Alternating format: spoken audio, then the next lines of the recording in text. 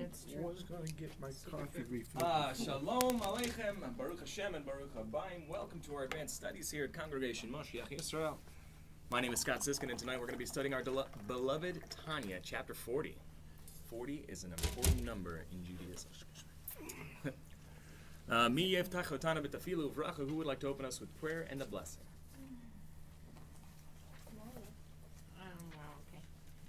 Avi, thank you that you bless us with the opportunity to understand you better, to learn what you expect, what you want for us, to learn how to please you, how to do what you need to do, for us to learn how to live our lives and make more understanding of what we do day to day and how the system works and how the game is played, so to speak.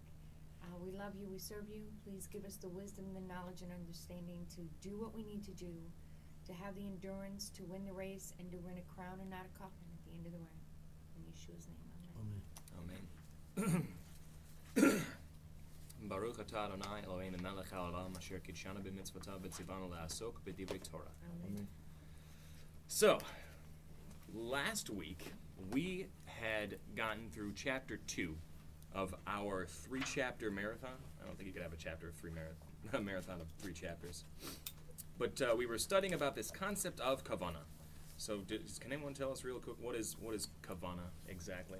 Direction, intention. Direction, intention, concentration, focus, meditation.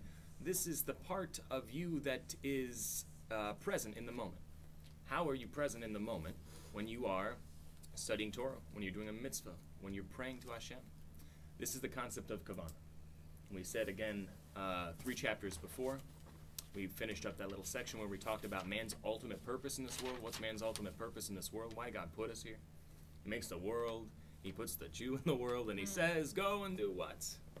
Make a place for me to dwell. Make a place for me to dwell. Turn this jungle into a garden, right? Do tikkun olam.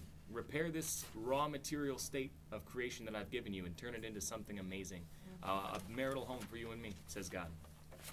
In order to do that, if we're going to be able to do that, we need to very specifically do the mitzvahs, right? It's not enough if we just think about God and godliness. It's not enough if we just meditate about who He is and what He wants.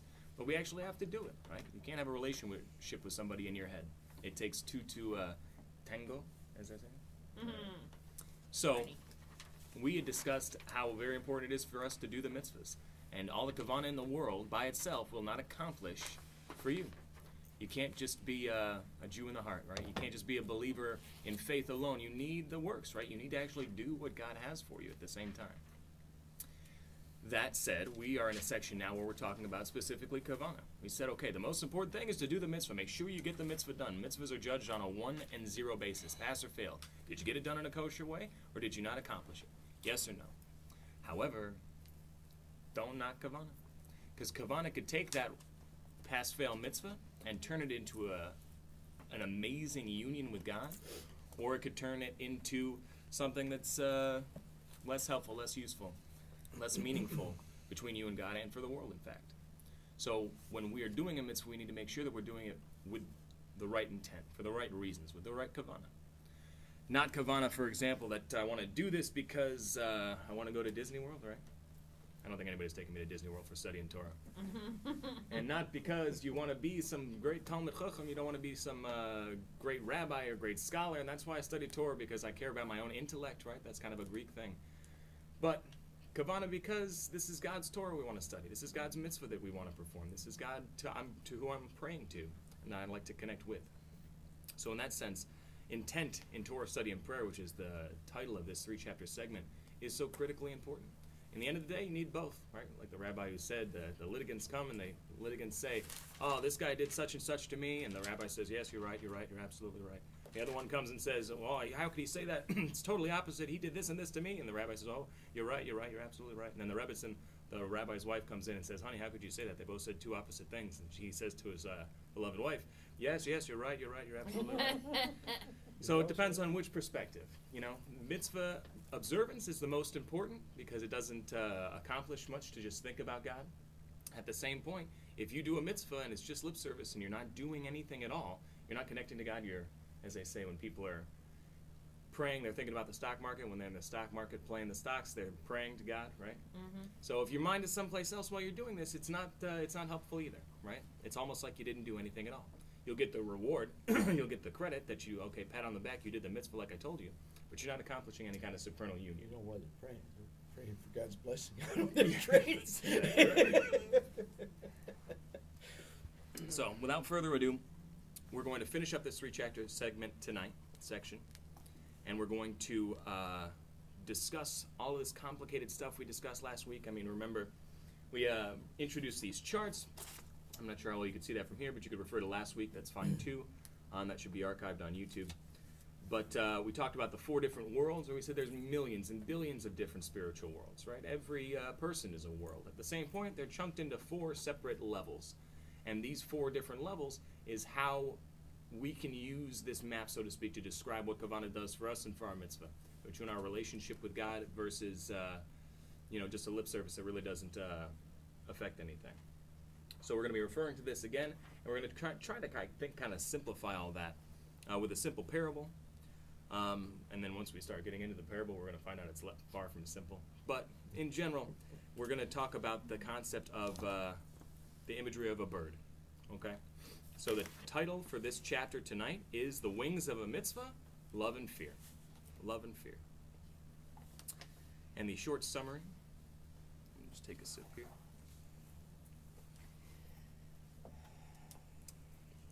The wings of a mitzvah, love and fear. The short summary is, mitzvot, commandments of God, executed without love and fear, are still counted as mitzvot. You get the pat on the back. But they do not fly aloft to elicit revelations of God's light in the upper worlds. So in the end of the day, what exactly is it that we're trying to do with a mitzvah anyways? Are we doing it just because we were told to do it and we don't think about it any further? Or are we trying to enhance our relationship with God? We said numerous times in this study before, these 613 mitzvot are 613 avenues, pathways through which we can connect to God. Do you want to connect to God or not? Because this is the way that He's allowed you to do it.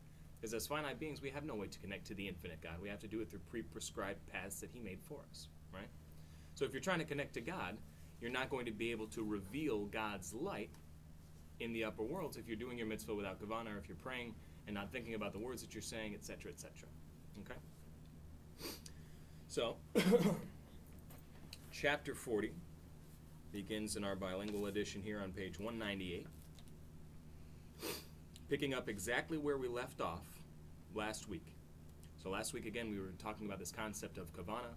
We were saying when you engage your mitzvah, your Torah study, your prayer with kavanah, with thinking about God, feeling about God, you're thinking love of God, you're thinking fear of God, you're thinking He's the king, you're thinking He's my husband, this is why I'm doing this, whatever it is that I'm doing, then we can have this ascent of our mitzvah to the higher worlds. Whether it's instinctually based like an animal, then it will go to Yetzirah. I'm going to have a little chart out here. You know, if we think about, I don't really know about God, king, and husband and all that stuff. I just know that I'm supposed to do this, so I do it. Right? But you know that you're supposed to do it, so you do it. This is an instinctual thing. Like a lion is going to move towards food and move away from pain, move away from fire, for example. Right? So you serve God with this instinctual love and fear. This is where your mitzvah rises to. And when it comes time for you to pass before Mashiach returns and the bodies are resurrected, the souls are, the resurrection of the dead occurs, then this is going to be your primary habitation. For all those mitzvahs and all those times that you connected to God, you're going to be in this lower Garden of Eden state where you are going to be with the way that we discussed last week. This is where the angels are.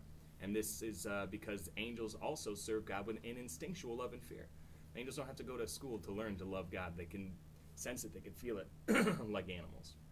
However, if you're thinking about God, again, He's my husband, He's my lover, He's my king, He's my authority, and you're painting a picture in your mind and in your heart with some deeper imagery that you're using your mind to create, right? This is intellectually motivated love and fear. This is where you'll end up, in the higher Garden of Eden. We said last week, the angels can't even enter there. It's such a holy spot. There are palaces there. And your palace where you are able to connect and live with God, the angels have to stand on the balcony because they're not allowed into this holy place because you serve God in the way only a human possibly could, with intellectually motivated love and fear. So that's kind of like the goal. Okay. So that's where we left off last week. We said, if you, I'm just backing up a little bit here, study Torah or you pray for the wrong reasons. This is how we ended up last week. For the wrong reasons, you want to go to Disney World. Someone says, I'll take you to Disney World if you study your Torah and you pass the test, right? There will be a test. So then that Torah study is going to be trapped in a world of, let's call it selfishness, in a world of klipa, right? In a world where it's selfishly motivated, and I did this because of this. And we said last week that if you go back and do teshuvah for that, the Torah study can ascend up to where it needs to go. Baruch Hashem, this is pretty good, right? But if you were not studying Torah for the right intentions, let me reword that. You weren't studying Torah with the wrong intentions. You just didn't have any intention at all. It's just like, okay, it's 9 a.m., this is what I'm doing. And you're studying your Torah and you're going through and you're just focusing on the subject matter and you're not thinking about God or yourself or anything. Then there's no real sin or transgression that's holding or getting sticky on this Torah study to allow it to make it stay here. It doesn't have the kavanah to allow it to ascend, but it doesn't have a sin tying it down here. So all you need to do for that, says the Alter Rebbe, is that you need to learn the subject again. You learn the subject in Torah again with the right kavanah this time, then everything you ever learned about this subject will ascend with you at that same time. And the same is functionally true for prayer as well. So that's where we left off last week. Let's start chapter 40 now. After a quick sip. Said a bracha earlier. Chapter 40. However, as long as he or she has not restudied that subject for its own sake, lishma is an important word we should remember. Lishma means for its own sake. We want to study Torah lishma, for its own sake. We study Torah because it's God's Torah, not because I'm interested in it or I want something from it or I'm not thinking about it. It's God's Torah, that's why I'm engaged in it, because it's God's Torah. Lishma, for its own sake, his study does not ascend even into the 10 sefirot. Again, each world has 10 sefirot, 10 attributes of God that are revelations of godliness. Yet it's all one, it's all echad. His study does not ascend even to the 10 sefirot, which shine in the worlds of Yetzirah and Asiya. So we discussed last time that Yetzirah and Asiya are the two lower worlds, right? So you didn't restudy the subject for its own sake. So that Torah study, which is either trapped, which is going to be trapped down here in Asiya, if you haven't restudied it yet, it can't ascend to Yetzirah. It can't even ascend and become incorporated with godliness in this physical world. So it's pretty much stuck, trapped, because you didn't yet restudy it for the right reason. For the Sefirot are categories of godliness, and in them is clothed and united the actual light of the Ein Sof Yisbarach, the Infinite One, blessed be He. As it said, without fear and love it cannot ascend to stand before God, as it's written in the Tikkunim. Tikkunim is a level of Kabbalah. However, his study ascends into the Heichalot. We used this word last week, Heichalot. A Heichal is a chamber. When we were talking about where your soul stands before God in the heavenlies, this is like a palace, right? We talked about on the outside of the palace, there's these balconies, and that's where the angels can stand, because they can't come in because it's too holy inside of the palace, let's say, inside of the Heichal. So this Heichal here is referring to those vestibules, I guess you could say, this balcony, this external area right outside the palace. That's where the study can ascend to. And abodes which are externalities of worlds wherein the angels stand, like we just said. Thus, Rabbi Chaim Vital, the chief student of the Arizal of blessed memory, writes in Shar HaNavuah, Shar HaNavuah is the gate of prophecy in chapter 2, that from Torah studied without Kavanah, angels are created in the world of Yetzirah. Torah studied without Kavanah, you actually create angels. And as we're going to, well, let's just read a little further here. While from mitzvot, commandments performed without Kavanah, angels are created in the world of Asiya, this physical world, or this world. And all angels are possessed of matter and form, which is a very lofty subject, which we could just kind of cover really quickly, I guess. So, we talked last week and we discussed schar mitzvah mitzvah. Do you remember schar mitzvah mitzvah? Our skeleton crew was here. Schar mitzvah mitzvah. Yeah, the reward of a mitzvah is the mitzvah. The reward of a mitzvah is the mitzvah, right? So we are discussing now, based on the Arizal's work, his chief student, Rabbi Chaim Vital, in Shar HaNavuah, the Gate of Prophecy, in chapter 2, it says, when you do a mitzvah, when you study Torah, when you do this godly interaction union, let's call it intimacy, okay? Doing a mitzvah with God is like being intimate with God. It creates an entity. And we said last week, schar mitzvah, the reward of the mitzvah is a mitzvah because this is going to create a place for you. It's going to create garments for you in heaven wherein you can stand before the Holy One, blessed be He. Because if you're just standing by yourself, we studied in Matthew, right? Wedding garments. Wedding garments. You can't just be in any garments before the king at the holy table, right? You need to have shining, glowing, white, beautiful wedding garments. So you're creating those garments when you do the mitzvah that allows you to be clothed, thought, speech, and deed, to be clothed in godliness himself, because remember, a mitzvah is God's will. God's will and his wisdom are one with him. You're clothing yourself in godliness, in this Mashiach Dicker energy, that allows you to stand before the Holy One, blessed be He. Baruch Hashem, this is pretty cool. So the reward of a mitzvah is the mitzvah itself. It means you're creating for yourself a place in the higher worlds wherein you could stand and relate and connect and be intimate with God. That's pretty cool. So we're taking it a step further here, a little bit more Kabbalistic here. And Rabbi Chaim Vital is saying every mitzvah that you do creates an angel.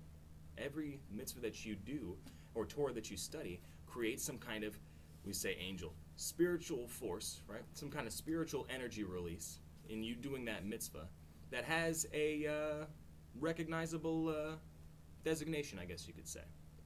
Kind of technical terminology, but the whole idea is like when we are being intimate with God, we create, let's say, children, you could say. That's probably not the best way to say it.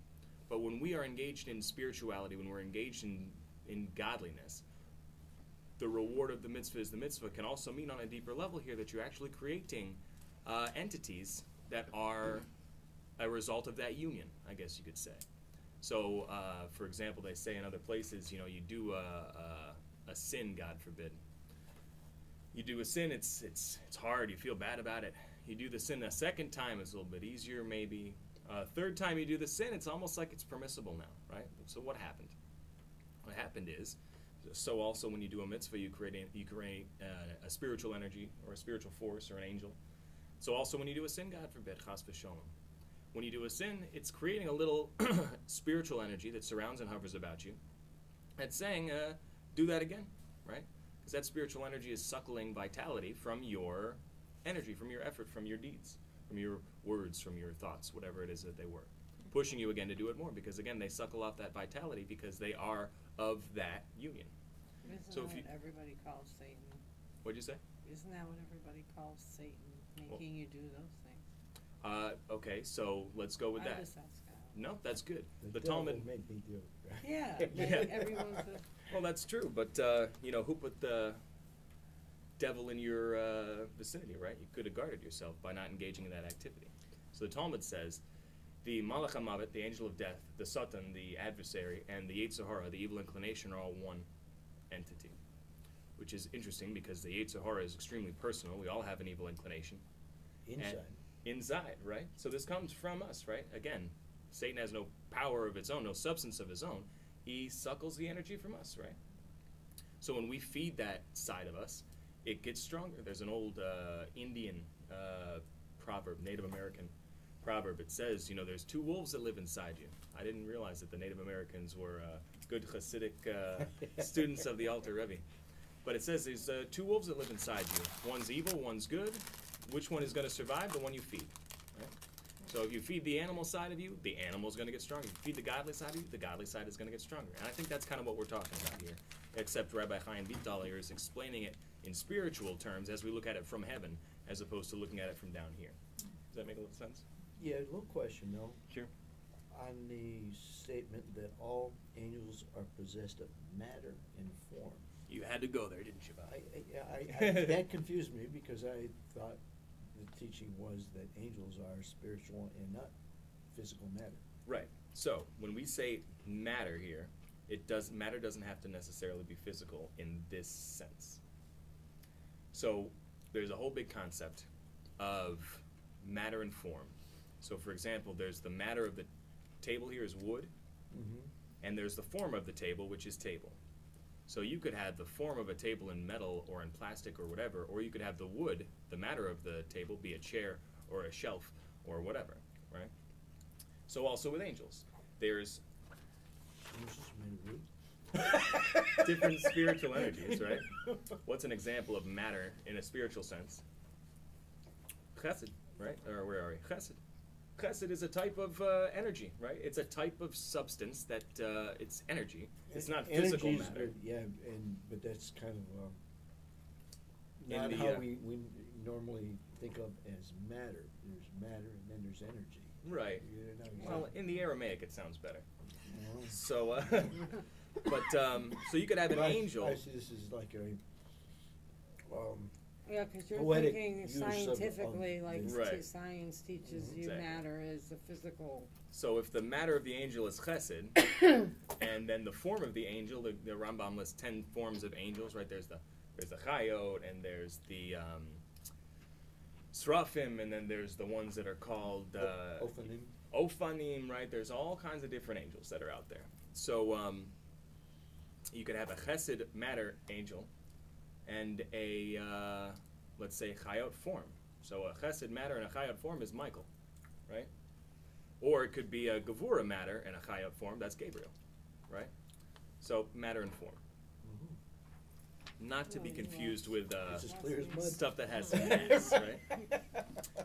But to be Not matter like this lower physical right, world. you can't. Gotcha. And it goes way deeper than that. The whole idea of matter and form, if we had a couple hours here, is very complex stuff. And they talk about the Rambam Had to go discusses there. it a It bit. kind of jumped out at me. Yeah. And So there's more to be The said there. footnote references Nachmanides. That's the Ramban. The Rambam talks about angels as well in this sense. Very interesting stuff. I can give you some resources afterwards, but I believe it's in the second. Not too much. You could look at some of these sources, but yeah, pretty lofty stuff there. And I think we could do well without diving into it. Sure. All right. That said, let's move on. Where were we? As We were saying- explained, is that where we are? However, Torah. Yeah. So we were saying that if you do a mitzvah, if you study some Torah, and the Kavanah's not there, it doesn't get into the highest places where we can be really intimate with God. That's the idea here. More Kavanah, better Kavanah equals stronger connection with God. That's the base of what we're trying to get at here. And different actions that we do have lasting effects. It says nothing's wasted. We can go back to science. The first law of thermodynamics is matter, energy cannot be created or destroyed. Everything we do just changes something to something else. So there's a little spiritual energy somewhere. It was blank before, it was Noga energy, and now we turned it into a mitzvah, now it's holy. That was the concept of chapter, 38 or 39, when we were talking about the, not 38 or 39, 37 maybe. We were talking about the importance of doing mitzvahs themselves, you know. It's taking a physical thing that was neutral and making it into a holy thing. That's how we bring Mashiach. That's what it means to make straight in the desert a highway for God. But that law is matter. Can't be created or destroyed. It can. It can't be turned into energy. It says energy can't be created or destroyed. It's the first law of It is thermodynamics. Right. Energy. It Mhm. is. Oh, okay. I was thinking it was the other way around. No, I mean, you could take energy, chemical energy, and turn it into electrical energy. That's how a battery works. Or you could take potential energy and turn it into kinetic energy. That's how gravity works, et cetera, right? So also in the spiritual world. And again, this is what Job said. Job said, I could look at the world and I could see how God functions. Limited, a little bit, a yiddo. Like how do you make a... let's not make that joke. All right, moving on. More better kavana equals better. Better connection with God. However, Torah, which is studied lo lishma, not for its own sake, indeed as, for example, the purpose of becoming a scholar and the like. You want to be a big Talmud Chacham, you want to be a wise man, you want to be a Rebbe, you want to get a job. Isn't that fun? You want to get some respect as a rabbi. All that stuff, right? That's why you're studying the Torah. This is lo lishma, not for its own sake. Does not at all ascend on high, ascend into the spiritual realms, even to the Hechalot and the abodes of the angels of holiness, but it remains below in this material world in which is the dwelling place of the Klippa, which is exactly what we said before. So if you don't do the mitzvah or the Torah study or the prayer with kavana, and your mind is someplace else, you're thinking about your cartoon, which is cool, you know, cartoons are cool, but, you know, while you're praying, you should be praying, then it's not going to be able to rise high into the heavens. You're not going to be able to accomplish any spiritual changes with that. It's going to be very base level, it's going to be very dry, and it's not going to be very satisfying either. I'm reminded of, I believe we told the story last week, and I believe Rabbi Gordon talks about it, a blessed memory, that one time the Baal Shem Tov of blessed memory comes to a certain synagogue in Germany. And the German Jews are very precise. Everything was on time. Everything was, I have no idea what that's like. It sounds wonderful. Everything was done perfectly. There were no mistakes. Everything was on time. It was chick-chock. And they were Jewish. And they were German Jews, yeah. German Jews, they were, So the Baal Shem Tov comes in and he says in the synagogue there, he's like, oh, Rabbi, your shul is filled with words of Torah and with words of prayer. And Rabbi's like, well, thank you very much. That sounds great. I'm happy to be of service. God is good and we're awesome. So later they asked a little bit further about the Baal Shem Tov into this, and he says it wasn't a compliment. If you were really praying with Kavanah, if you were really studying Torah with Kavanah, then the words of prayer, the letters of prayer and the letters of Torah, they wouldn't be stuck here under this roof. They would be in the heavens, right? So the idea is that we want to connect with God in the heavens. And this, again, is the ultimate purpose of mankind, that we should be able to reveal God here in the lowest world by connecting to him up in the heavens. We are the only creatures that can do that can reveal godliness down here, the highest levels of godliness down here, based on our service, on our mitzvahs, on our Torah study, on our prayer. Because, as I like to say, chickens can't pray to God because they don't have lips. So we got to eat the chicken and pray for the chicken. All right. So now we're going to pause here for a note. We said the mitzvah without kavanah, it's going to be trapped down here in the world of Asiya. It's not going to be able to arise at all. And this is the world of the klipo, where the impurity stuff happens. So then we're going to have a note, and the note's going to continue on the next page. And bear with me, because we're going to do this a couple times tonight. As it is explained in the Zohar, Volume 3, pages 31b and 121b, you can see there that word ascends and breaks through the heavens and evokes what it evokes. If it's for good, good, etc., etc., note there. Also on page 105a, side A, from a word of the Torah is formed a sound. The note continues on the next page. And that sound ascends. Also on page 168, side B, the voices of Torah and prayer ascend on high and rend the heavens. When we do God's will, it pierces through every barrier there is. And the word here is rends, right? Like rips it open. Like when God came down on Mount Sinai, it says the heavens were torn open. You know, what's that imagery of tear? I mean, I'm going to go home. Well, I'm not wearing one like that tonight, but you're wearing a shirt like that. You know, a button-down shirt. When you go home tonight, you're probably going to unbutton the shirt and hang it up or whatever it is you're going to do. You're not going to rip it open, right? I don't like sewing buttons. Right. So what's the imagery of ripping it open? It's in a way that's revelation forever. It's in a way that's permanent. It's in a way that it can't be taken away or closed again, right? So you brought up this example before. What is this? What does that make you think of? Oh, Superman. Because he can break through all the barriers. Only you would think of that. Maybe not only, but close. Not just me. So we're back at the bottom paragraph of page 198 after we have finished the note. We are? Yep. We're flipping back, 198 on the bottom. These mitzvahs, these Torah studies, these prayers without kavanah, they don't ascend. They stay here in the dwelling place of the klipot, as is commented in the Zohar on the verse. And this is a verse from Shlomo HaMelech, King Solomon. What profit has a man of all his toil which he labors under the sun? So King Solomon, he's talking in his words and his writings. This is from chapter 1 of Ecclesiastes, with the emphasis on his labor and under the sun. You know, on the basic Peshat level, it's saying you work your entire life. You go to work, you get up, you go to work, you come home, you eat, you sleep, you get up. I heard a joke the other day. Someone was saying, you know, he was trying to describe a dream to his dad, and he was like, you ever have any dreams? And the dad says, no, I don't dream, because I'm tired. I'm sleeping, because I work, right? I got to get rest, so I go back to work tomorrow, right? I don't got time for dreams. So, you know, this is, you work all your life. We spend so much time working, 40 hours a week, 60 hours a week, whatever the situation is. What's the profit at the end of the day? How much coin can you take with you to heaven, right? Back in the day, different cultures, they used to address corpses with all kinds of fancy stuff and fancy coffins and coins. And the Egyptians, the Greeks, they all did this stuff, right? Because they thought, like, all this stuff that I've accomplished, it's going to be good for something at some point. It's not true, right? So that's the simple thing. That's what King Solomon's saying. You should focus on spirituality in your life, because that stuff will go with you. Like the great story I remember, you know, there was a certain gentleman. He had to speak with the king. He was very afraid. He was in trouble. And he asks his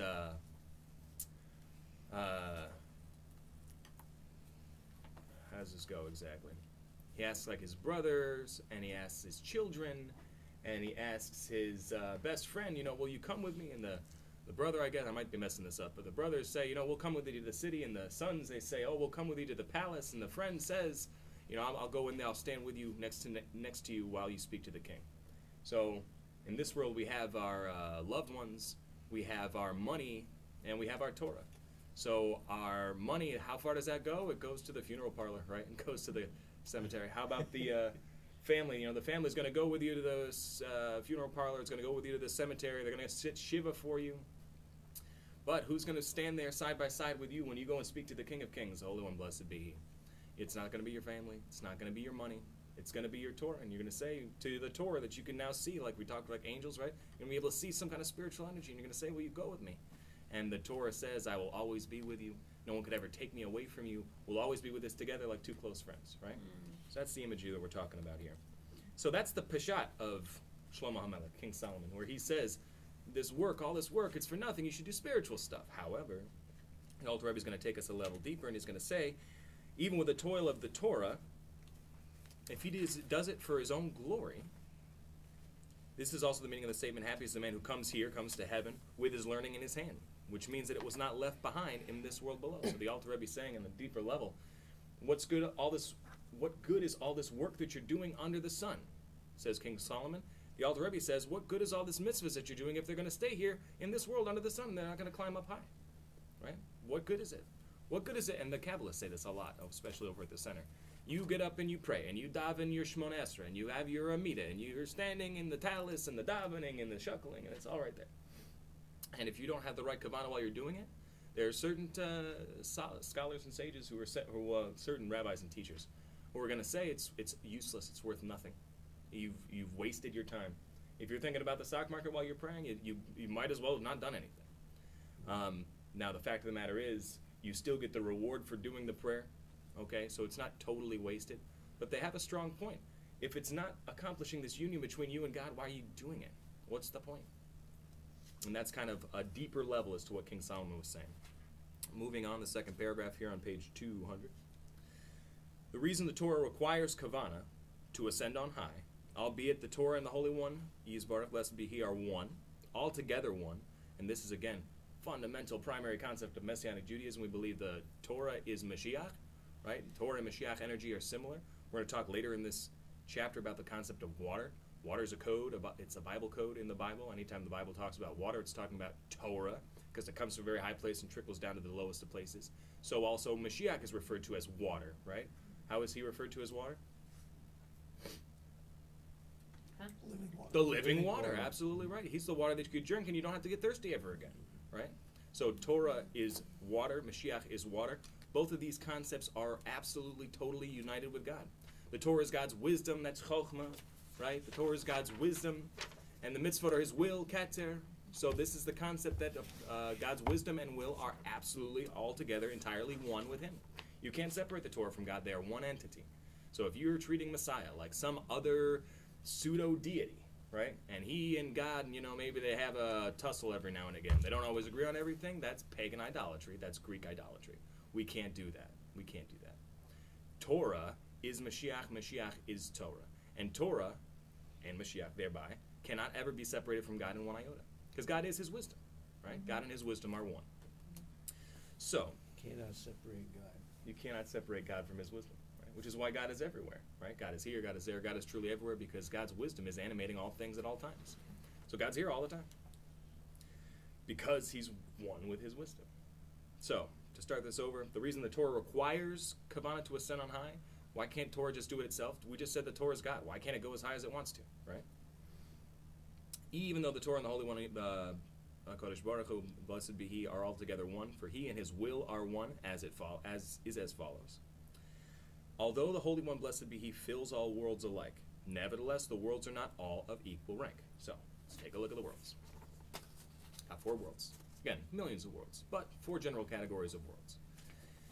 In each world going down, the Alter Rebbe is going to say we have 2 different qualities, 2 different ranks that are going to determine the level of godly revelation in that particular locale. Kosh? So let's go down the list.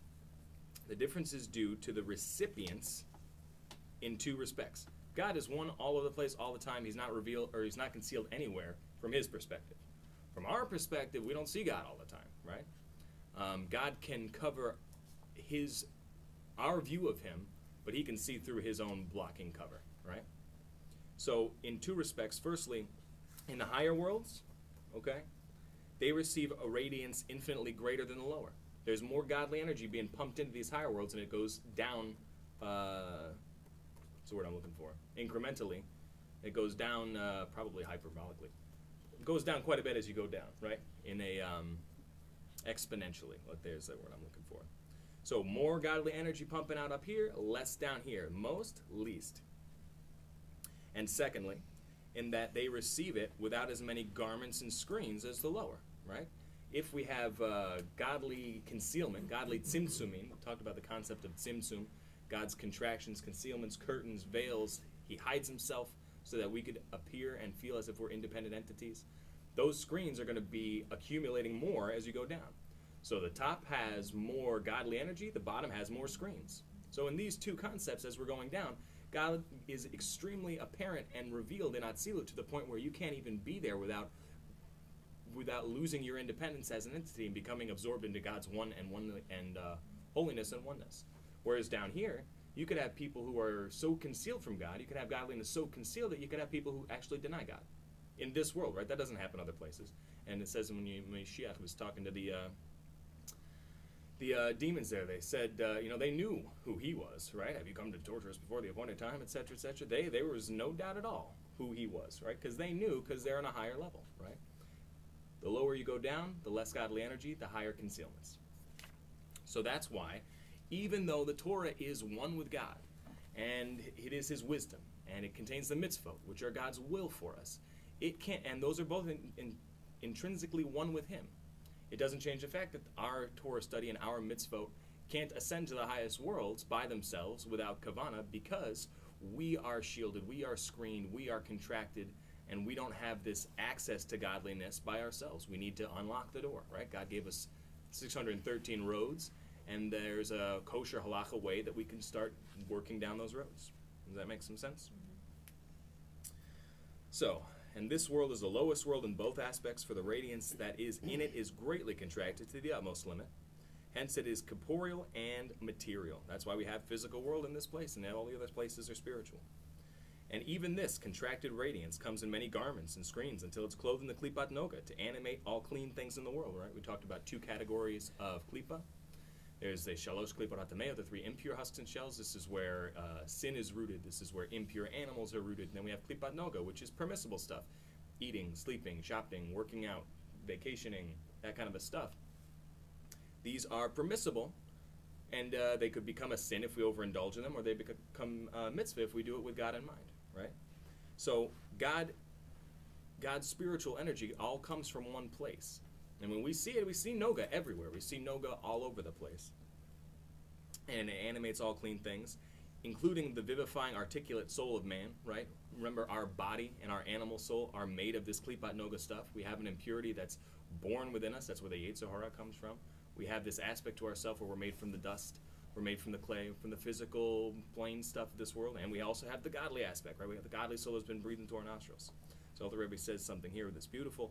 Consider, therefore, this animal soul as it utters words of Torah and prayer without kavana. Let's consider for a moment.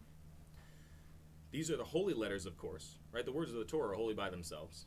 And the klipat noga in the vivifying soul constitutes no separating curtain in any degree, concealing and covering his holiness, Yisbarach, blessed be he, which is clothed in them, as it conceals and covers his holiness, blessed be he, in the vivifying soul when it speaks idle words, or as in the vivifying soul or in any other living creatures that are clean. So when I, in my vivifying soul, my animal soul, my vital soul, and I'm using this energy of my soul to make my body produce these words of Torah, right? There is no there's no concealment at all. It's obviously godliness that we're talking about here, right? I'm reading words of the Bible, I'm reading words of the Torah, I'm reading words of Chassidus, of teaching of the Torah. Whereas if I was just chit-chatting about my boat, right, which I still haven't gotten my boat, by the way. If I was just telling you about the details of my boat, that is not revealing godliness, right? I'm revealing godliness by studying Torah out loud right now. That's me in my vital soul revealing godliness. And though there is no place that's void of him, God is here, God is there, God is truly everywhere. Yet at the same time, he's the most hidden of all the hidden ones. This comes from Patach Eliyahu, and King David in the Psalm says he's Kel Mistater. He's the hidden God, right? By the way, if you haven't had a chance to study Patach Eliyahu, somebody remind me, we'll pass that out at the end. It's a very fascinating, wonderful prayer teaching of Eliyahu. We can discuss later. Ashkenazi Jews read it every Friday before Shabbat. Sephardic Jews read it every morning. So too, the radiance and the extension of vitality from him, Yisbarach, is hidden in the many dense garments and screens until it's clothed and concealed in this garment of Noga. Remember, Klipat Noga is physical, regular, mundane, everything. So how do we get to godliness in this world? Like the physical. It comes through Noga. It always comes through Noga. It comes through something that could potentially be a sin, right? And this is part of Adam and Eve's legacy, right? When they ate the tree of the knowledge of good and evil, everything that was good had a little evil mixed in it. Everything that was evil had a little good mixed in it. And we spend the rest of our lives discerning and trying to decide, and can I use this for God or not? And that's why the language of the Talmud is asur and matir, right? It's been a long day. The verbiage in the Talmud is tied or untied, right? Is this something that's tied to impurity, so I can't elevate it, or it's untied, I can use it, right? Loosed or bound. Right. Is the actual verbiage Yeshua used. Well, To mean the same it's concept. Talmudic language, right? Mhm. So, this is not, however, the case with the holy letters and the words of the Torah and prayer, wherein, on the contrary, the Klipat Noga is converted to good and absorbed into holiness, as was discussed above, right in this previous section. We said when you take regular physical stuff and you do holy things with them, that turns it into a holy thing now. The Klipat Noga becomes a mitzvah. It's not impurity, it's not other side, it's not mundane, it's holy. It's truly holy and part of God. And this is how, again, we make straight in the desert a highway for God, by doing all of these things. And that slowly over time is tikkun olam, and we're making ourselves this sanctuary, this garden, this intimate marriage home with God. That's how we do it, by taking all these little pieces of Noga that are in our vicinity and using them for godly stuff, and they become holy thereby. Nevertheless, the glow of his holiness, Yisborach, that is in them, is in a state of tzimtzum to the utmost limit. Remember, it's very concealed and contracted, since the voice and speech themselves are material. Talmud again talks about this at some length, but the whole idea of speaking is physical, even though it doesn't really feel so physical. It requires energy and muscle movements and vibrations to make sound waves, which of course are also physical, right? Sound waves are physical. Pause. Process. Absorb. All right. The Passover portion here, again, we're studying the Tanya out of order. For the 15th of Nisan, it says, but in the case of prayer with kavana and Torah study with kavana, lishma, for its own sake, the kavana is clothed in the letters of speech because it is their source and root, since by reason and cause of this kavana, he speaks these letters. So again, why do you speak? So you have something to say, right? No, some people. Why do you do something? It's because it's motivated by some kavana, right? Whether my kavana is, I'm hungry, therefore I'm going to speak with people about when is dinner ready. Or I am motivated by something else. Or if you're motivated by God and godliness, I'd like to connect to God, so I prayed, right? So the mitzvah, in the end of the day, the root of the mitzvah is the kavana. So that's like, again, the soul of the mitzvah. We want to make sure it's a good, healthy soul and not something that's going to be considered dead later. So the kavana is the root or the source.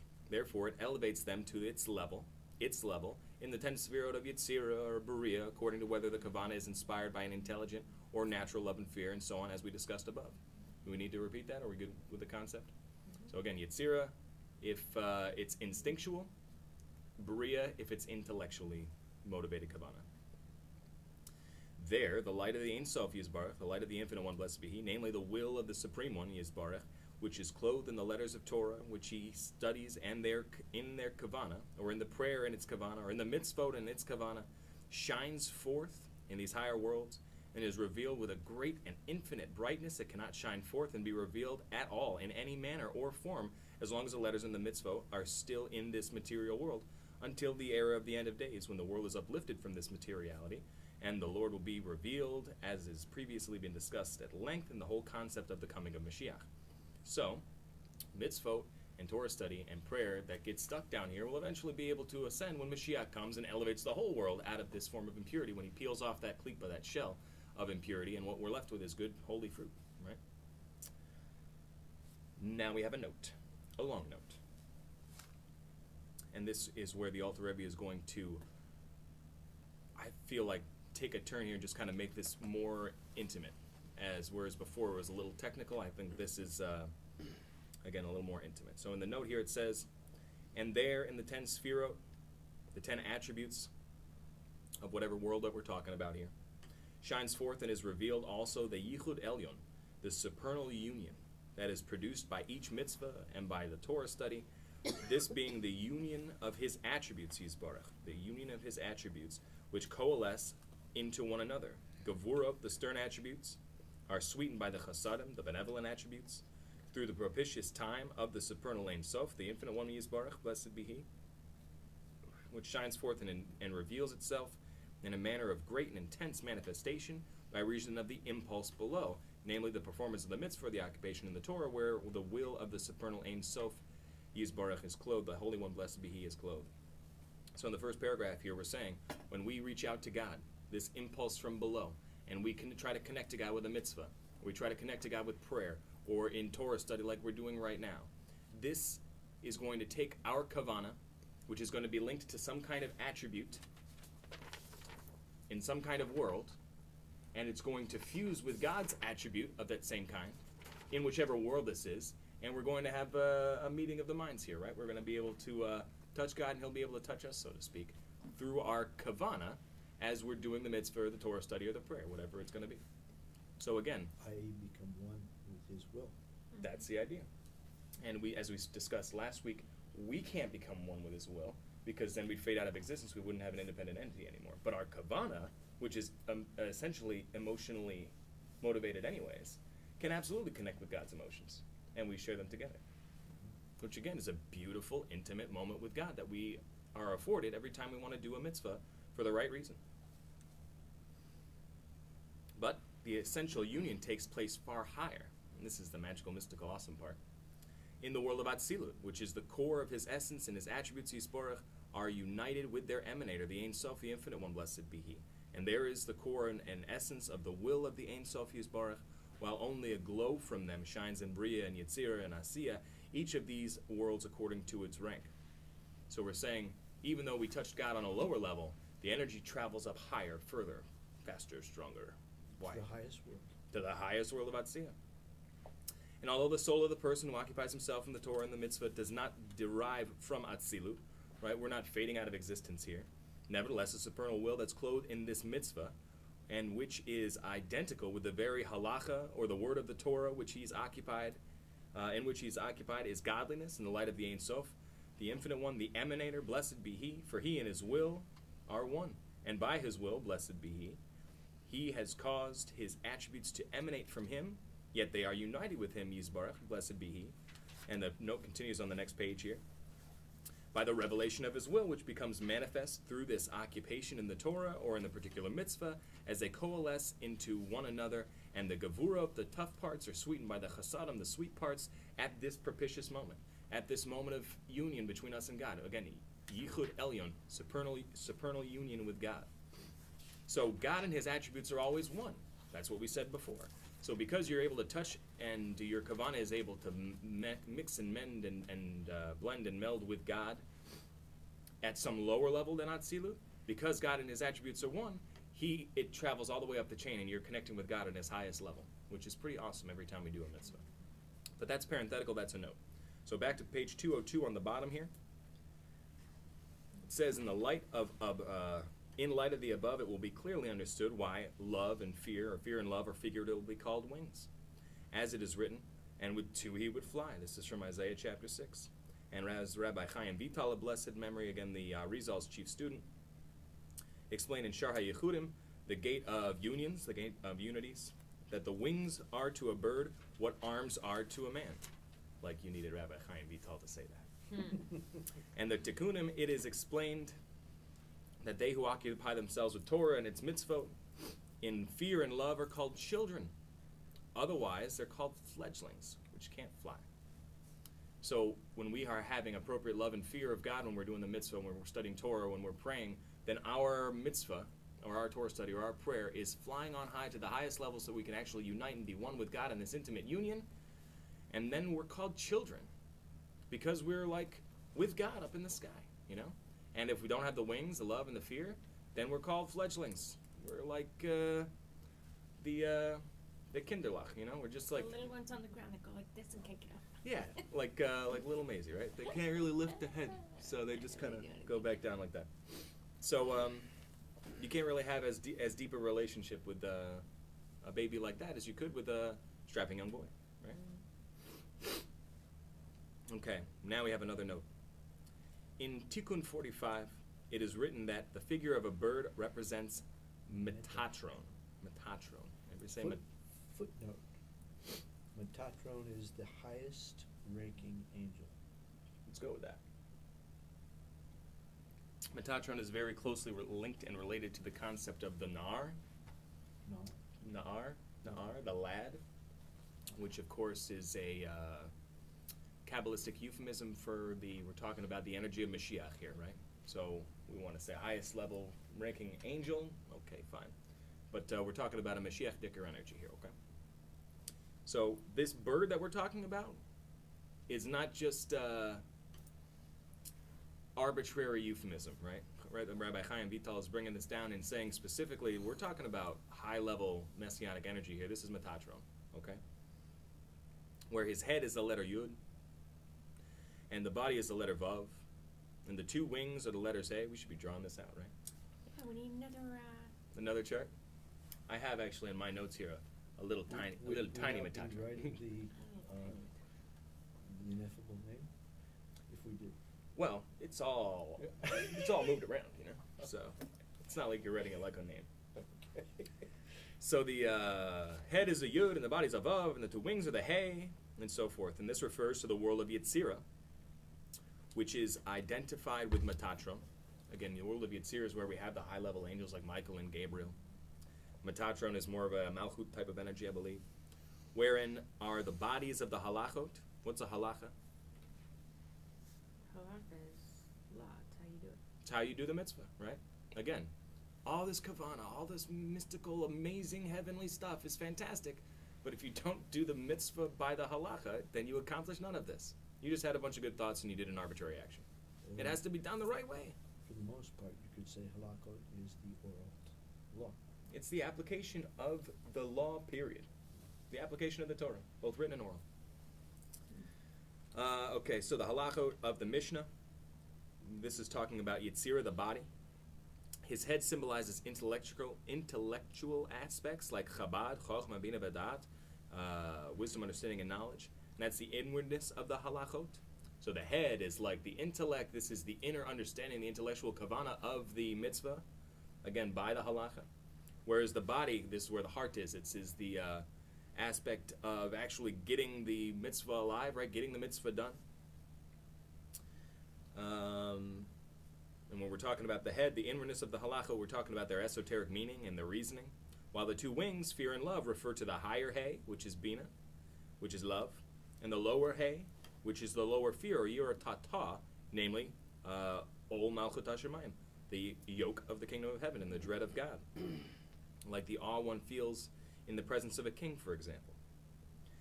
For this is are we all keeping up here? Because we're going to branch into another topic really quickly. So we're talking about lower fear, yira tata. This is fear of, okay, I'm in front of the king. I'm like fear of punishment, like fear of a police officer kind of a thing. And this is an external exposed fear, unlike the higher fear, yira ilah, which is a feeling of more shame or embarrassment. You got the chart? Excellent. Yeah, chart for everything. Got a chart for everything. So we have two levels of fear, two levels of love. There's the lower fear and the lower love. This is selfishly motivated. I'm afraid of punishment. I love God because I'm smart and I know that God does good things for me, so I'm going to get on his good side so I have more good things for me, right? That's the lower love. These are basic entry-level stuff. The lower fear is also called the Ol Malchut Shamayim, the yoke of the kingdom of heaven. Right? That's why this world is Asiya, and the prominent attribute is Malchut. We accept God as king here. We just do what we're told here. It's not about feeling. It's not about intellectual understanding. It's about get the mitzvah done, right? Mm-hmm. That's the lower fear, because we're in the lower world. And then there's the higher love and the higher fear. We're going to talk about love at the end of this page, actually. But for right now, the higher fear is, and the higher love are God-motivated, right? So it's not, I love God because he's good to me. It's, I love God because of who he is, which is called a love of delights, as we'll explain a little bit further. But the higher level of fear here is actually attainable for us. It's accomplished through mastering the lower fear and the lower love. But the higher level of fear is not so much I'm afraid of punishment, so much as it is I'm in awe, I feel ashamed, I'm embarrassed of how awesome you are and how naked I am, right? That's the higher fear. So we're not fear like you got a stick and you're going to hit me, but fear like I'm so insignificant compared to you. Like I'm so embarrassed and ashamed just to stand in your presence because you're so glorious and I'm so not, right? That's the higher level of fear. Thank you. Mm-hmm. Which is a feeling of shame, which is of the hidden things belong to Hashem Elokeinu, the Lord our God, and is found in the higher wisdom, Chochma Ilah, symbolizing the letter Yud of the name of Havaya. The name of Havaya is a purposeful mispronunciation of God's ineffable name, the four-letter name, the Yud and the Hey and the Vav and the Hey. This is what we say, Ah and Do and Nai, right? This name. Symbolizing the letter Yud, the name of Havaya, Yisbarach, as is explained in Raya Mehemna, the portion of Zohar traditionally authored by Moshe Rabbeinu. End of note. So, we just painted the bird here, right? Can we go over the bird once more? What's the bird look like? Head is a yud, body Head is wisdom, the body is Yetzirah, right? The Vav. His wings are hay. The wings are hay, which is love and fear, allowing the bird to go and, fly. No mention of the tail. There'll be a chart next week. No mention of the tail, no. That's the only part of the bird, not, well, then the feet. All right. For just as the wings of a bird are not essential parts of it, and its vitality does not depend on them at all. As we've learned, if the wings have been removed from a bird, it's kosher. It's ritually clean. You see this sometimes, people in the bird cages, they have birds where they clip the wings, right? With a... They don't cut them off, though. They just clip they just clip the feather parts. And so that they can't fly. If you clip those ones that hang down, mm-hmm. the long, pretty ones, they can't fly very far. They can just kind of fly There you go. So the bird can live in its entire life like that, mm-hmm. but it can't fly. Let's see. It's kosher. The essential parts being its head and the body. So once again, the important part of the bird here is the intellectual understanding of the mitzvah and the performance of the mitzvah itself, the body with its organs that are pumping and working, right? And that's enough. You could have a bird without wings, without the love and fear, and it's kosher, but it can't fly. While the wings are merely to serve the head and body, enabling it to fly with their aid. So, by way of example, they are the Torah and the mitzvot, is the essential aspect of the higher union. So the Torah is the head, and the mitzvot are the body. Let's see here. I lost my place. Torah and the essential higher union through the manifest. Bless you, Zugazin. So, by way of example, the Torah and mitzvot are the essential aspects of the higher union through the manifestation of the supernal will that is revealed through them, while the fear and the love raise them to that place where the will, and if I was like a highlighter, this might be a place to highlight. While the fear and love raise them, no, if I were, while the fear and love raise them, the Torah study and the mitzvot, to that place, that special place, where the will, the light of the Ein Sof Yisbarach, the Infinite One, blessed be He, and the union, the Yichud, are revealed, namely the worlds of Yetzirah and Bria, the worlds of formation and creation, the worlds of instinctual love and fear of God, where the angels are, and the world of Bria, intellectual love and fear of God, where really only we can be. So again, you could do the mitzvah, you can get a pat on the back for the mitzvah, And you get reward for the mitzvah in the world to come when Mashiach returns, and it's wonderful. But you're not realizing or revealing this intimate union with God without the love and the fear. It's just not going to happen. And again, it's revealed shiny bright in the higher worlds. Here, everything's concealed, so we don't really see anything until Mashiach comes and he takes off the peel, and then everything we could see, right?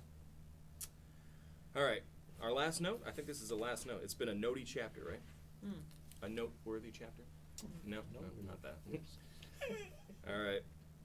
Or even in the world of Asiya, in the 10 Sfirot of holiness. Remember, the 10 Sfirot are present in every world. The abode of the active commandments, and also the study of Scripture. And this is what we were saying earlier in our little introduction of the worlds. I think this is just kind of neat. The abode of the active mitzvot, also the study of the Scripture. So, in this world down here, the world of Asiya, where we find ourselves, this is the world of the written law, Torah Shabbat. In the world of action. The world of action. This is the written Bible. It comes all the way down here. And well, let's just finish off the paragraph and we can talk. Whereas the Mishnah, in the case of the Mishnah, and the Yichud, the union and light of the Ein Sof Yisbarach, the Infinite One, blessed be He, are revealed in the world of Yetzirah. Mishnah is in Yetzirah. And the Talmud, which we're calling the Gemara here, not just the, yes, this is kosher, no, it's treif, yes, it's forbidden, no, it's permissible. That's Yetzirah, that's Mishnah. But the explanation as to why, well, it's kosher because you have a verse and you have a proof and you have a tradition, etc., etc. That's Gemara, the Talmud, which is in the world of Bria. Again, instinctual Yetzirah, this is, I like it, I don't, yes, no. Whereas intellectual Bria is going to be, well, why do we like that? Why does that work that way? Why is this kosher and that not? This means that when one studies the Scripture, down here, the Yichud and the light of the Ein Sof Yisbarach are diffused from Atzilut, where God is, all the way down to Asiya. So you might think that this means that the Scripture itself, the written law, is the lowest. Look, I say do this. Yeah. So in the practical, real world here, if you have a couple books on a table, and you would see this all the time, the Rabbi would go and he would be moving through the shul. He'd be taking books off of other books and setting books on other books because people set things down.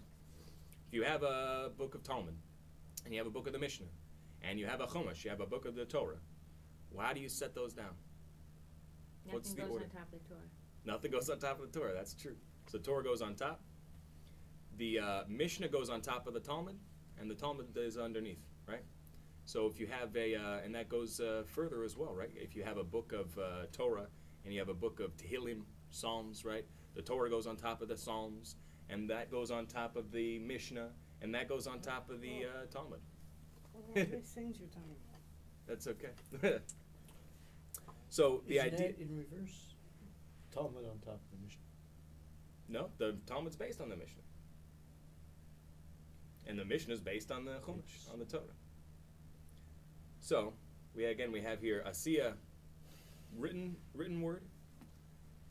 Yetzirah, we have the Mishnah. Bria, we have the Talmud, the Gemara. And again, Talmud's weird here because Talmud contains the Mishnah as well, so don't get caught up with that. What's the Mishnah? Mishnah is the basic law. Is this kosher? Is it not? How do you observe It's Shabbos? that whole thing, all the things that we do, and we always go, oh, I don't know, we just do that. Yeah, that's pretty much Only it. it really explains why we do it. So they're diffused. When one studies Scripture, raw written law, the Yichud, the union, and the light of the Ein Sof Yisbarach are diffused from Atzilut, from the highest place, all the way down to the lowest place. And if you're studying Mishnah, then they only reach down to Yetzirah.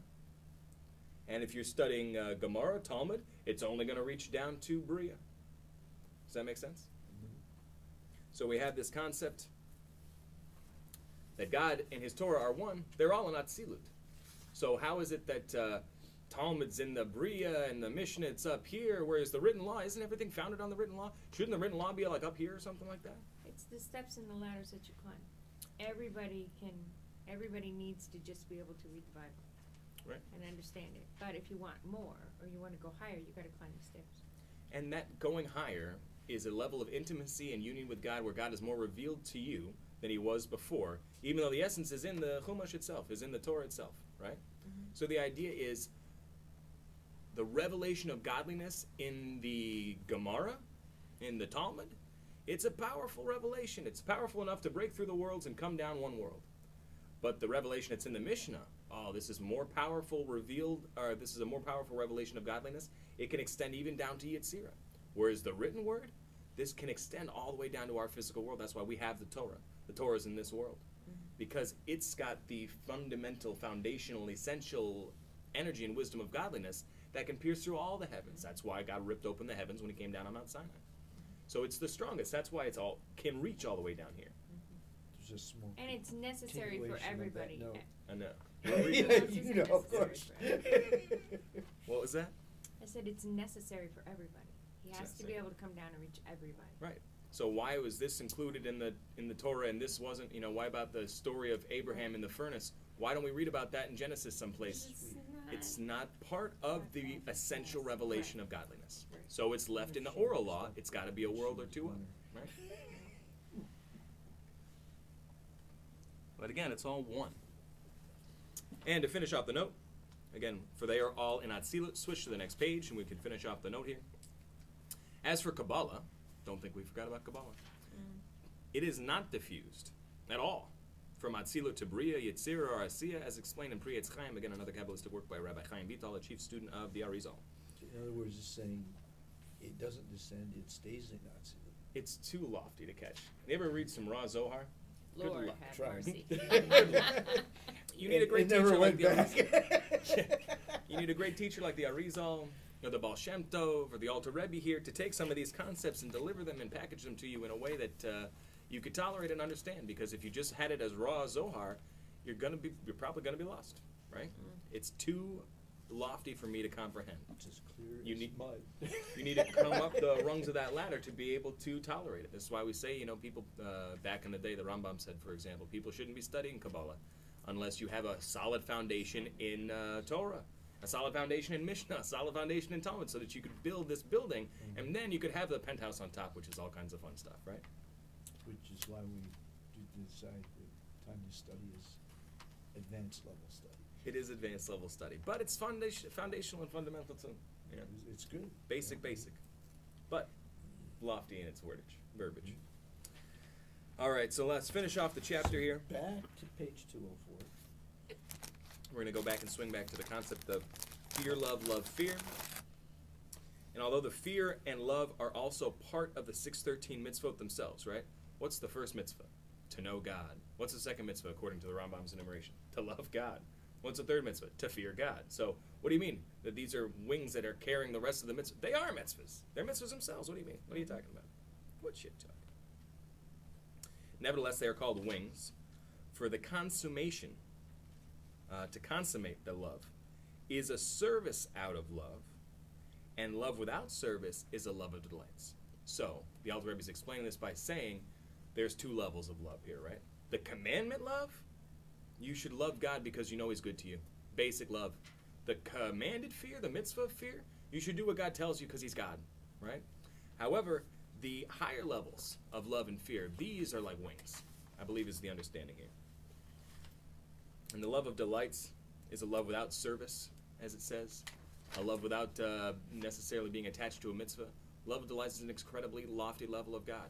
There are very few people in this world who love God because of who He is. He's too concealed. He's too abstract. We love chocolate, right? Something good for us. We love a good video game, in my case.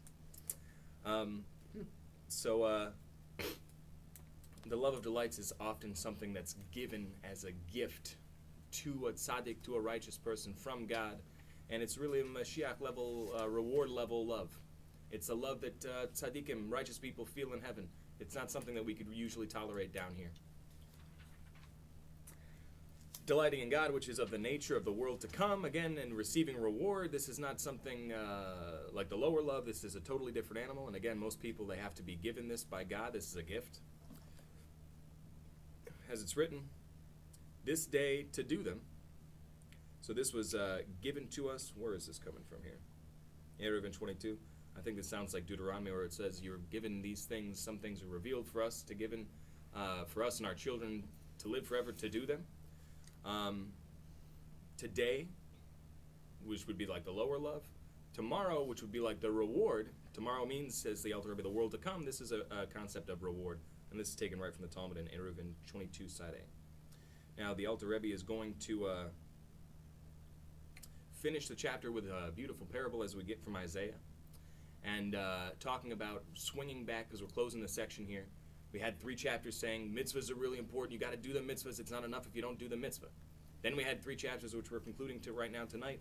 And they're saying the kavanah is so important. You got to do the kavanah. It's like a body without a soul is like a mitzvah without a kavanah. You can't. You have to have the kavanah. So the Alter Rebbe is swinging back and saying again, it depends on the mitzvah, right? You can't forget that the fundamental thing here is the mitzvah. All the meditating and thinking in the world about God and godliness will not get you a closer relationship with Him. You have to do, like it says in Fiddler, right? Right. Do you love me? Do I what? I clean your socks. I cook your right. This is love. You can't just have love. It's not a possession you could lock up in a chest someplace on your mantelpiece. You have to make love, right? You have to do things that evoke feelings of love. You have to work love, service of love. Rabbi Gordon explained that, I believe one of the teachings that was brought down by his brother-in-law, Rabbi Mattis Friedman, he should live and be well, that he learned in some counseling. He was counseling a marriage, and, the anniversary was coming up, and, the guy was saying, I love my wife. I love my wife so much, I want to take her to Paris for our anniversary. And the wife is over there, like, not buying it. And Rabbi Friedman says, look at the situation here. You say that you love your wife. You want to take her to Paris for your anniversary. What your wife doesn't want to go to Paris for your anniversary. What does your wife want? She wants you to take out the garbage, right? She wants you to do the things that she told you to do. You want to go to Paris, right? So we're coming back to the concept of you have to at least do what God says. You got to do God's will. This is our relationship with Him. It means it has to be according to what He wants. Hey, God, I got you this wonderful thing. It's like, that's Get your blinder. not what I What am I want. doing with it? Carrying out the garbage doesn't seem very Well- romantic. Well, that's the idea, perception. It's like, it says, we talk about this all the time, from the beginning of the Torah to the end of the New Testament. It says, if you love me, keep my commandments. Just do what I told you. Just It's do as it. simple as that, He really. who has my Just commandments make and does them is the Just one do who it. loves me. Yeah, how many different ways could we word this in the Bible? So again, we're going to go to Isaiah here and finish off. So he who has not attained this dimension of savoring the nature of the world to come, but whose soul still yearns and thirsts for God and goes out to Him all day, yet he does not quench his thirst with the water of Torah that's right in front of him. Such as a man is like one who stands in a river or in a cereal aisle, right? And cries, water, someone give me water to drink. He's standing in a river. You're standing in a river. Drink the water, right? Drink the water. You're in the river. He's crying, someone please give me the water. I need to drink or I'm going to die. What does Isaiah say? Push him under the water till he goes. Yeah, right. Someone help this guy out and trip him. Wonder for a while. Yikes. Kill the swallows. Yeah, right. Thus the prophet laments over such a man and says, Hoi vey, right? Ho. All who thirst go to water, says Isaiah. So the Alter Rebbe is jumping up and down and saying, and in simple meaning, this verse makes absolutely no sense. Why is this in the Bible? Oh, if you're thirsty, says the Bible, you should go and drink. Like we don't need to know that already. Like in the 10 Commandments, be nice to your mother. Why is that a commandment? For in its simple meaning, it makes no sense. Surely he who is thirsty and longs to learn. Again, we talked about water as a metaphor for Torah, when a metaphor for Mashiach. Surely if he's thirsty and longs to learn, he'll study on his own accord. Why then does the prophet need to rebuke him and say, Hoi, hoi, gewalt, right? I can't believe this, oy vey. This is explained at length elsewhere. And this is what we've been saying the whole time. The concept that you have these people, may God bless us all, and they want to learn about godliness, and they want to, like I have a saying I like to say, I've never heard anybody come through our doors and say, I'd just like to learn a little bit, please. They all come in and they're like, I want to learn it all. It's like, okay, that's good. Baruch Hashem, we should all want to learn it all. But the fact of the matter is, you have people who are out there who are craving godliness, craving divinity, craving spirituality, craving to savor the taste of the world to come, as the Alter Rebbe puts it. And they don't do the stuff. They don't do it. Which is why their thirst is not quenched. Not and they quenched. keep going looking for more or different or more or different. They think or about they God. think it doesn't work.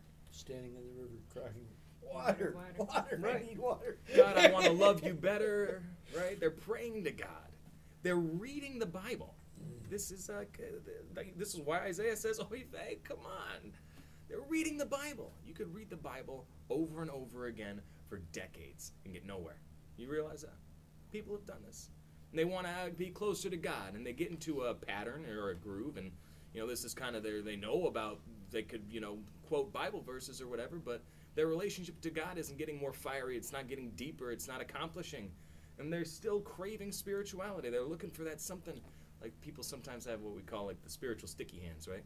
They want to go to an evangelistic place here. They want to go to a different place over here. They want to touch all kinds of stuff because they're not getting fed wherever it is that they are staying because they are just reading and not studying, right? They're reading all the words in this holy book of the Bible and they're not doing any of the mitzvahs, not doing anything that God told you to do.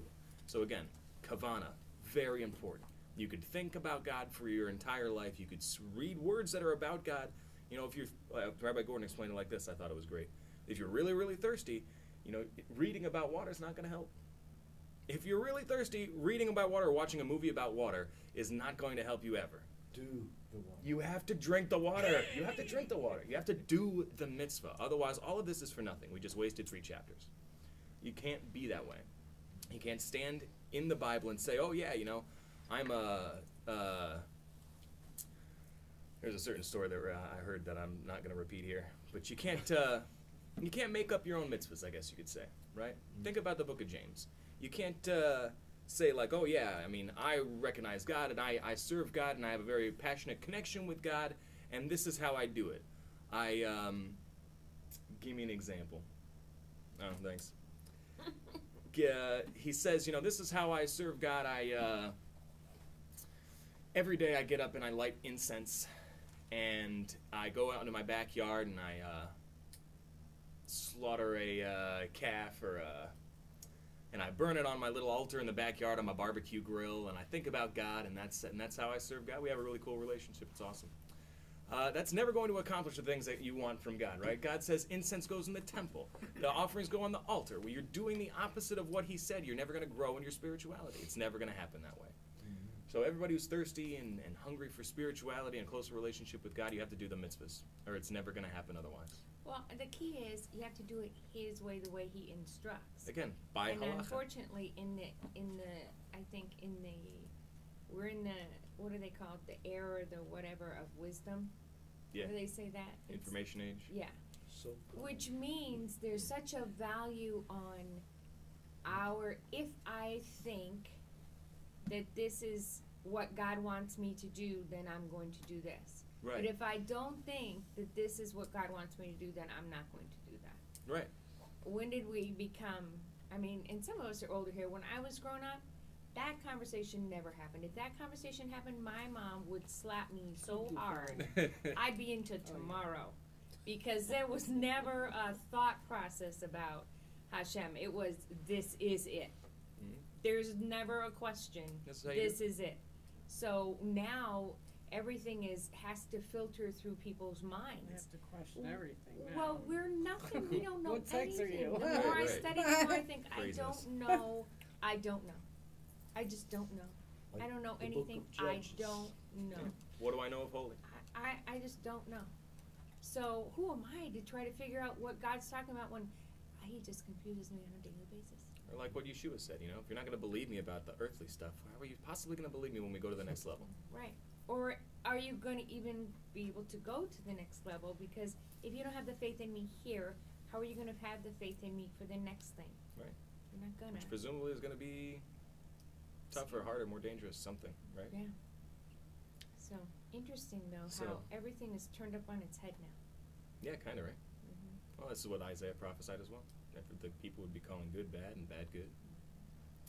So again, Mhm. the most important thing is doing the mitzvah. You have to do the mitzvah. Reading about water and watching a movie about water will not save your life. But at the same point, you can accomplish so much more with your mitzvah if you have the right kavanah when you do it. If you recognize that you're doing this specifically to connect to God because I'm an intelligent person who chose to. that can It gives accomplish you the your greatest free stuff. will, directing it right to what God wants. All of this potential That's negative powerful. energy that allows us to sin and make the world darker and harder and weirder, all of this can be used for the holiest, most awesome purpose. And again, as it said earlier, it shines in the heavens so bright, and someday Mashiach will come. Someday soon. We are expecting him tonight, right? That'd be And great. when he comes, he's going to remove all of the klipo. He's going to remove the impurity. He's going to clear our vision so that we'll be able to see See. all this wonderful thing that we've been doing. I think a great parable, and maybe we can end on this, is that the Jews in Egypt, they were making the bricks, right? And they were making these fortress cities, storage cities of Pithom and Ramses, and they didn't, say the commentaries, even have the satisfaction of knowing that their structures that they were building were going to last. The materials they had were like garbage. It was mud and straw, and the bricks would be falling apart in a year, right? So they just have to continuously rebuild this stuff, and it's just like miserable. And they thought, why are we working so hard for this stuff? It doesn't even stand up. I'm making all these bricks every day, brick after brick after brick, and we get the beatings, and everything's horrible, right? It's a Holocaust sort of environment. They go to Mount Sinai. Baruch Hashem, everything turns out good. God saves them, and he takes them to Mount Sinai, and in Mount Sinai, it says they saw the throne of God, and the elders were at the table there, and they saw what looked like a blue sapphire pavement of brickwork. Do you remember that in the Bible, in the Torah, where it says they saw this blue pavement type of a thing, the foot of Mount Sinai, and God was revealed? Yeah. Right. Did they describe it like a sea? In Revelation, I know it's called a sea of glass. Okay, so Rashi, I I'm believe. trying to remember how the Torah. Well, Rashi passed describes down. it, I believe, as talking about the concept of bricks. It was like a brickwork cobblestone pavement, right? Of these sapphire, beautiful, heavenly stones. So it was like every brick that they made, it wasn't wasted. Nothing was ever wasted. It was all represented there in their union, in their holiness, in their intimacy with God and godliness. So when Mashiach comes, we're going to do all these mitzvahs for 70, 80, 120 years, whatever it's going to be. And we're going to see, he's going to take off the veil, and we're going to be able to see all this stuff. Now we're going to see every mitzvah that we did. And we're going to see what kavana we had when we did it. And it's going to be beautiful, or maybe a little less shiny. And it gives us the opportunity now to appreciate all this stuff that we did. All of the thousands of times I've put on tefillin, or all of the thousands of times you've said the Amida, or all the thousands of times you've said any of the observances that we do in our mitzvah observance and connecting to God. Every one of those is going to be something visible, an entity, a spiritual entity with which we can interact with godliness through. That's what Kavana accomplishes for us. Otherwise, the mitzvah stays down here, and it's not shiny, and it's not perfect, and it's not wonderful, and Mashiach's going to have to, schlep it out of there, and it's going to be something different. Still good, you did the mitzvah. Baruch Hashem, you'll get your reward. That's obviously true. But at the same point, it could be glorious with the Kavana. You should have Kavana. So that's chapter 40. Thoughts, questions, comments, concerns? And I have on 41, love and fear are the wings of divine service mitzvah. Yeah. And that I have is for chapter 41. Well, it might just be at the end of 40 here. That's what we were talking about, right? Maybe. Could be. Yeah, it would be better because we're going into a new section. Right, and I was actually just going to say that. So chapters 41 through 50? Or 51? I think it's 41 through 50. There's only 53 chapters. Yeah, right, I'm missing a chart. There's a section called Love and Fear. Love and Fear. And we're going to continue on this concept of what is love and fear to God really, in a very fundamental, base level, foundational way, as far as Tanya is concerned. So the idea that acceptance of the yoke of heaven, this lower fear and this lower love, what does that mean? How do we accomplish it? What does it mean for God? And some of the pitfalls that can stand in our way in that process. So that's going to be a little 9-10 chapter segment here. And then we're going to finish off the Tanya with the last couple of chapters up to chapter 53, doubling back on this concept of man's ultimate purpose. What are we really here for anyways? We're here to bring Mashiach, and it happens through our mitzvahs. So that's where we're heading. Beautiful. Any thoughts or questions or concerns, or do we tolerate that? That was some complex stuff. All right. Good. Chapter 39 and 40 were heavy. All righty. Who would like to close us in prayer? I'll pray.